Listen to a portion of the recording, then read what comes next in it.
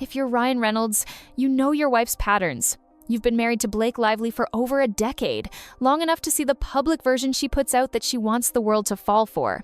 The interviews, the smiles, the effortless charm, and you also know the private version, the one who has a very specific way of building chemistry with her co-stars. And you've been on the receiving end of that pattern yourself. Back when you met on Green Lantern, you were still married to Scarlett Johansson. And if we're being honest, you were known more for being Scarlett Johansson's husband than for being a real box office star. Sure, you had a few roles under your belt, but you weren't Ryan Reynolds, the Hollywood mogul yet. She was dating Penn Badgley, you were clinging to B-list status, and neither of you were available. But then came that shift, the guardedness in the early days, the polite, professional distance, and then, almost overnight, the spark. You'd seen it happen before. Maybe not with you as the target, but you'd seen Blake run that play. On Gossip Girl, she went from openly trying to turn the cast against Penn to quietly becoming inseparable from him. Not long after that, they were photographed kissing on a vacation in Mexico. So when It Ends With Us started filming and Justin Baldoni stepped into the picture, you didn't think much of it. At least at first you didn't. He was just another co-star, a new director.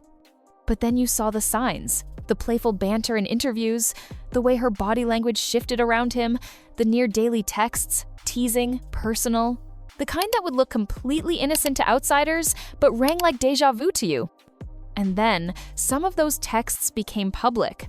The tone was unmistakable, lines about being flirty and yummy, ball-busting as her love language, spicy and playfully bold. The kind of layered innuendo that might be harmless between certain friends, but in a professional setting, it's the sort of thing that can make people uncomfortable, especially if the dynamic isn't as mutual as it seems.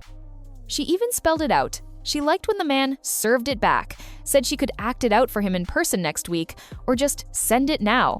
For someone like Ryan, who's seen this exact style of interaction evolve into real-life connections before, it would have been impossible to ignore. This wasn't small talk about scripts and schedules. This was the exact sort of tone she'd used with co-stars in the past, Penn, maybe even you, before the relationship crossed over from professional to personal. And while the public might see it as harmless playfulness, to someone who knows the pattern, it's more like seeing the first few moves of a game you've already played. That's when the thought starts creeping in. What if she actually wanted more? You didn't voice it. You didn't start a fight. That's not your brand. But it's there, lodged in the back of your mind, and getting louder every time you see another puff piece about how well Blake and Justin clicked, and then, almost overnight, the narrative shifted.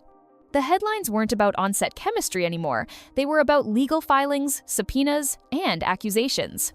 The lawsuit against Justin landed like a thunderclap, and suddenly, every question about their relationship was drowned out by a bigger, louder story. If you've been in this industry long enough, you know that's not an accident.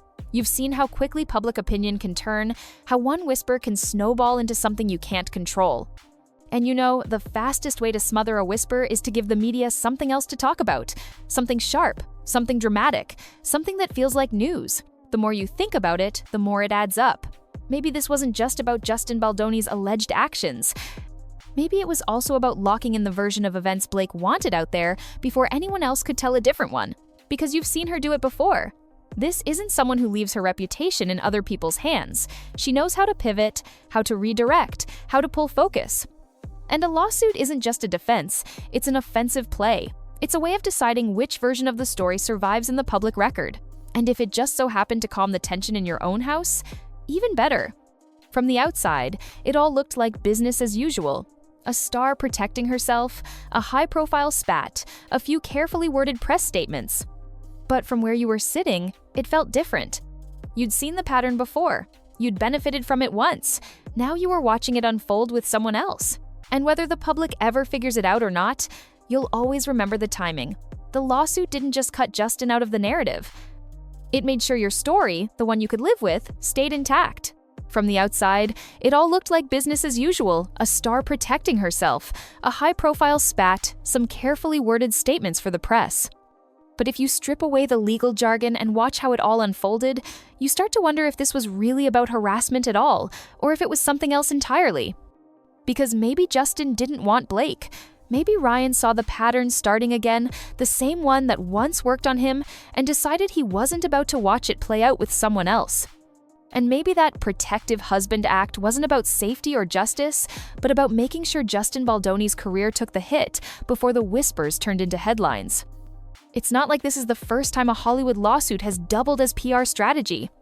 And when you look at the timing, the texts, the sudden pivot in the narrative, it doesn't feel like the story of a co-star feud.